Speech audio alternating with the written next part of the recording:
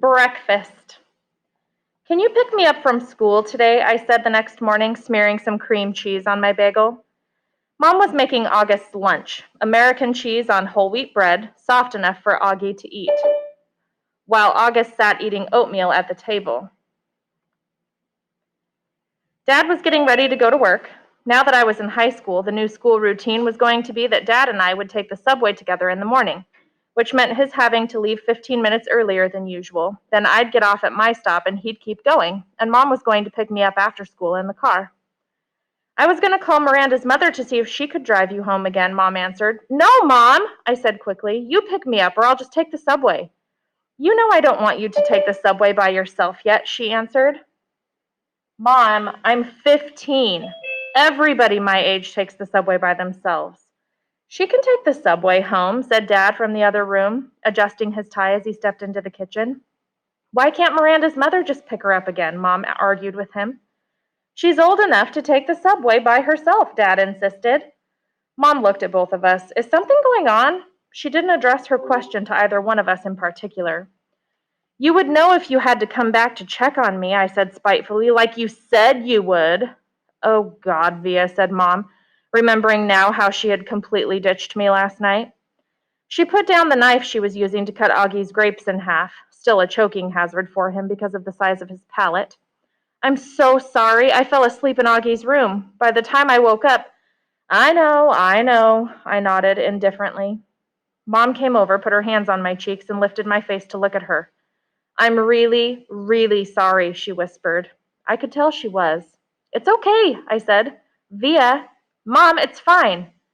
This time I meant it. She looked so genuinely sorry, I just wanted to let her off the hook. She kissed and hugged me, then returned to the grapes. So is something going on with Miranda? She asked. Just that she's acting like a complete jerk, I said. Miranda's not a jerk, Augie quickly chimed in. She can be, I yelled, believe me. Okay then, I'll pick you up, no problem, Mom said decisively, sweeping the half grapes into a snack bag with the side of her knife. That was the plan all along anyway. I'll pick Augie up from school in the car, and then we'll pick you up. We'll probably get there about 3:45. No, I said firmly before she'd even finished. Isabel, she can take the subway, said Dad impatiently. She's a big girl now. She's reading War and Peace for crying out loud. What does War and Peace have to do with anything? Answered Mom, clearly annoyed. It means you don't have to pick her up in the car like she's a little girl, he said sternly. Via, are you ready? Get your bag and let's go. I'm ready, I said, pulling on my backpack. Bye, Mom. Bye, Augie. I kissed them both quickly and headed toward the door. Do you even have a Metro card? Mom said after me. Of course she has a Metro card, answered Dad, fully exasperated. Yeesh, Mama. Stop worrying so much. Bye, he said, kissing her on the cheek. Bye, big boy, he said to August, kissing him on the top of his head. I'm proud of you. Have a good day. Bye, Daddy. You too. Dad and I jogged down the stoop stairs and headed down the block. Call me after school before you get on the subway, Mom yelled at me from the window. I didn't even turn around, but waved my hand at her so she'd know I heard her. Dad did turn around, walking backward for a few steps. War and peace, Isabel, he called out, smiling as he pointed at me. War and peace. Genetics 101. Both sides of Dad's family were Jews from Russia and Poland. Papa's grandparents fled the pogroms and ended up in New York City at the turn of the century.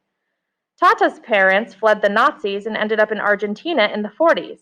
Papa and Tata met at a dance on the Lower East Side while she was in the town visiting a cousin. They got married, moved to Bayside, and had Dad and Uncle Ben. Mom's side of the family is from Brazil, except for her mother, my beautiful grands, and her dad, Augusto, who died before I was born. The rest of Mom's family, all her glamorous aunts, uncles, and cousins, still live in Alto Leblon, a ritzy suburb south of Rio. Grands and Augusto moved to Boston in the early 60s and had Mom and Aunt Kate, who's married to Uncle Porter. Mom and Dad met at Brown University and have been together ever since. Isabel and Nate, like two peas in a pod, they moved to New York right after college, had me a few years later, then moved to a brick townhouse in North River Heights, the hippie stroller capital of Upper Manhattan, when I was about a year old. Not one person in the exotic mix of my family gene pool has ever shown any obvious signs of having what August has.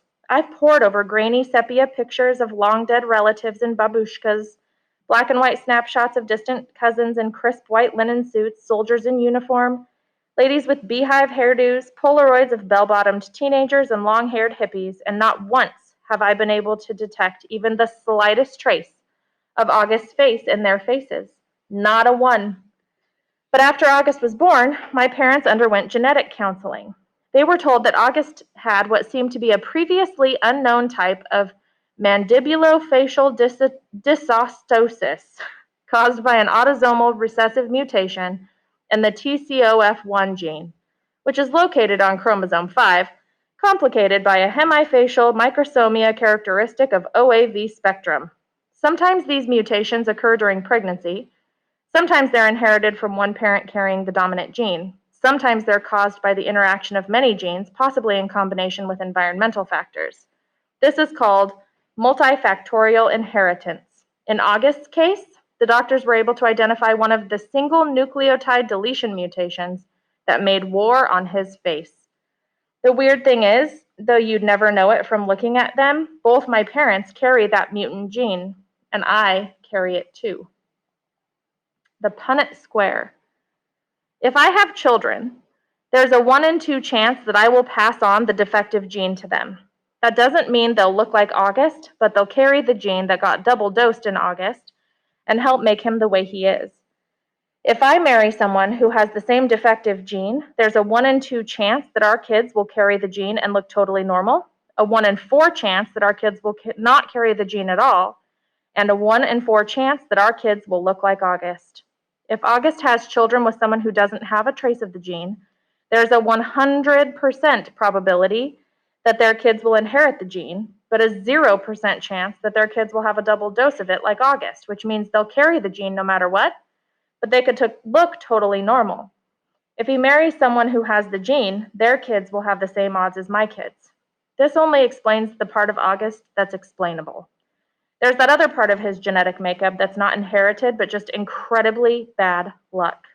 Countless doctors have drawn little tic-tac-toe grids for my parents over the years to try to explain the genetic lottery to them. Geneticists use these Punnett squares to determine inheritance, recessive and dominant genes, probabilities, and chance. But for all they know, there's more that they don't know. They can try to forecast the odds, but they can't guarantee them. They use terms like germline mosaicism, chromosome rearrangement, or delayed mutation to explain why their science is not an exact science. I actually like how doctors talk. I like the sound of science. I like how words you don't understand explain things you can't understand. There are countless people under words like germline mosaicism, chromosome rearrangement, or delayed mutation, countless babies who will never be born, like mine. Out with the old. Miranda and Ella blasted off. They attached themselves to a new crowd destined for high school glory. After a week of painful lunches where all they would do was talk about people that didn't interest me, I decided to make a clean break for it. They asked no questions, I told no lies. We just went our separate ways. I didn't even mind after a while. I stopped going to lunch for about a week, though, to make the transition easier, to avoid the fake, "Oh, shoot, there's no room for you at the table, Olivia." It was easier just to go to the library and read. I finished War and Peace in October. It was amazing. People think it's such a hard read, but really it's just a soap opera with lots of characters, people falling in love, fighting for love, dying for love. I want to be in love like that someday. I want my husband to love me the way Prince Andrei loves Natasha. I ended up hanging out with a girl named Eleanor, who I'd known from my days at PS22, though we'd gone to a different middle school. Eleanor had always been a really smart girl, a little bit of a crybaby back then, but nice. I'd never realized how funny she was. Not laugh out loud, daddy funny, but full of great quips, and she never knew how lighthearted I could be. Eleanor, I guess, had always been under the impression that I was very serious, and as it turns out, she had never liked Miranda and Ella. She thought they were stuck up. I gained entry through Eleanor to the smart kids table at lunch. It was a larger group than I'd been accustomed to hanging out with, and a more diverse crowd. It included Eleanor's boyfriend, Kevin, who would definitely become class president someday, A few techie guys, girls like Eleanor who were members of the yearbook committee and the debate club, and a quiet guy named Justin who had small round glasses and played the violin, and who I had an instant crush on. When I'd see Miranda and Ella, who were now hanging out with the super popular set, we'd say, "Hey, what's up?" and move on. Occasionally, Miranda would ask me how August was doing and then say, "Tell him I say hello." This I never did, not to spite Miranda, but because August was in his own world these days. There were times at home that we never crossed paths. October 31st. Grans had died the night before Halloween. Since then, even though it's been 4 years, this has always been a sad time of year for me. For Mom, too, though she doesn't always say it. Instead, she immerses herself in getting August's costume ready, since we all know Halloween is his favorite time of year. This year was no different. August really wanted to be a Star Wars character called Boba Fett, so Mom looked for a Boba Fett costume in August's size, which strangely enough was out of stock everywhere. She went to every online store, found a few on eBay that were going for an outrageous amount, and finally ended up buying a Jango Fett costume that she then converted into a Boba Fett costume by painting it green. I would say in all, she must have spent 2 weeks working on that stupid costume. And no, I won't mention the fact that Mom has never made any of my costumes, because it really has no bearing on anything at all. The morning of Halloween, I woke up thinking about Grans, which made me really sad and weepy. Dad kept telling me to hurry up and get dressed, which just stressed me out even more. And suddenly I started crying. I just wanted to stay home. So Dad took August to school that morning, and Mom said I could stay home, and the two of us cried together for a while. One thing I knew for sure, however much I missed Grans, Mom must have missed her more.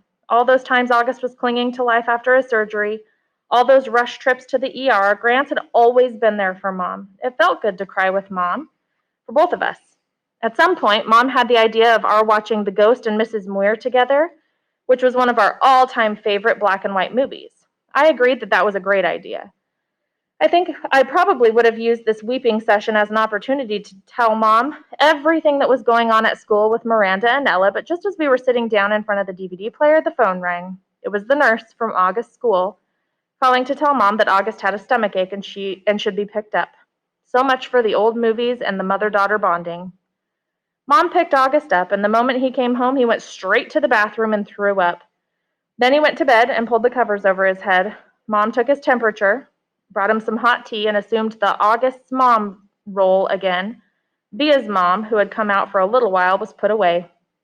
I understood, though. August was in bad shape. Neither one of us asked him why he had worn his bleeding Scream costume to school instead of the Boba Fett costume Mom had made for him. If it annoyed Mom to see the costume she had worked on for 2 weeks tossed on the floor unused, she didn't show it. Trick or treat. August said he wasn't feeling well enough to go trick-or-treating later in the afternoon, which was sad for him because I know how much he loved to trick-or-treat, especially after it got dark outside. Even though I was well beyond the trick-or-treating stage myself, I usually threw on some mask or other to accompany him up and down the blocks, watching him knock on people's doors, giddy with excitement. I knew it was the one night a year when he could truly be like every other kid. No one knew he was different under the mask. To August, that must have felt absolutely amazing. At 7 o'clock that night, I knocked on his door. "Hey," I said. "Hey," he said back.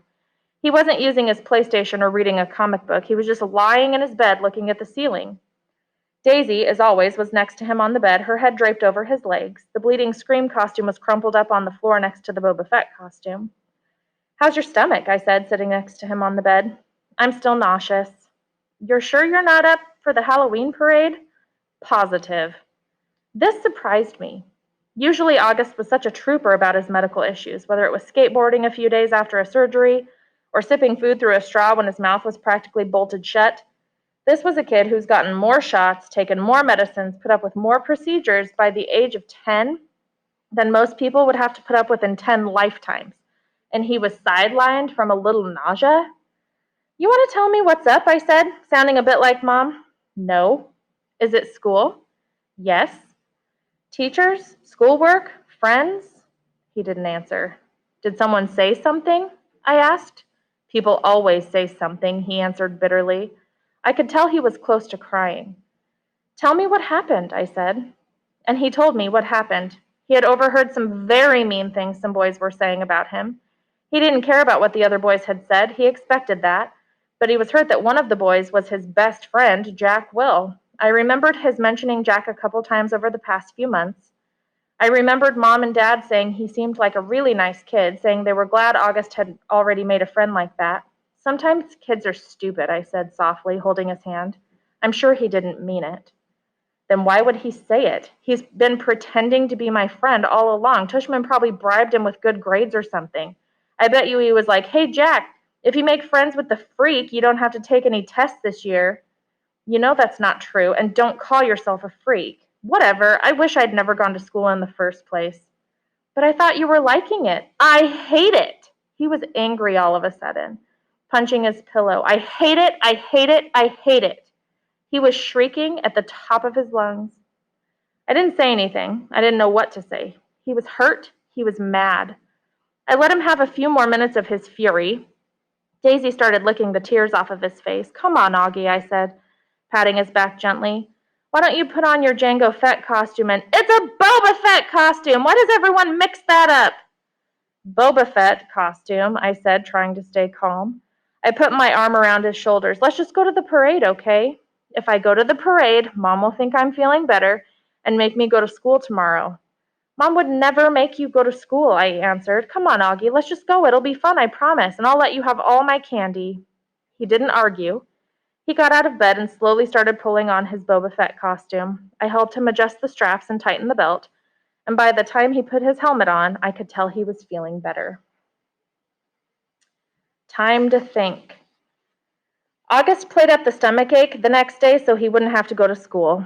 I admit I felt a little bad for Mom, who was genuinely concerned that he had a stomach bug, but I had promised August I wouldn't tell her about the incident at school. By Sunday, he was still determined not to go back to school.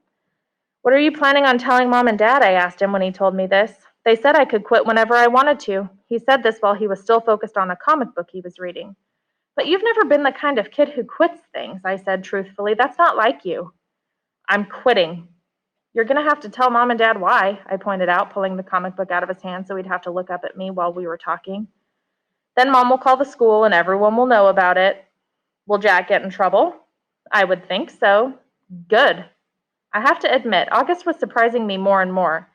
He pulled another comic book off his shelf and started leafing through it. Augie, I said, are you really going to let a couple of stupid kids keep you from going back to school? I know you've been enjoying it. Don't give them that power over you. Don't give them that satisfaction. They have no idea I even heard them, he explained. No, I know, but Via, it's okay. I know what I'm doing. I've made up my mind. But this is crazy, Augie, I said emphatically, pulling the new comic book away from him. You have to go back to school. Everyone hates school sometimes. I hate school sometimes. I hate my friends sometimes. That's just life, Augie. You want to be treated normally, right? This is normal. We all have to go to school sometimes despite the fact that we have bad days, okay? Do people go out of their way to avoid touching you, Via? He answered, which left me momentarily without an answer. Yeah, right, that's what I thought. So don't compare your bad days at school to mine. Okay, that's fair, I said, but it's not a contest about whose days suck the most, Augie. The point is, we all have to put up with the bad days. Now, unless you want to be treated like a baby the rest of your life or like a kid with special needs, you just have to suck it up and go. He didn't say anything, but I think that last bit was getting to him. You don't have to say a word to those kids, I continued. August, actually, it's so cool that you know what they said, but they don't know that you know what they said, you know?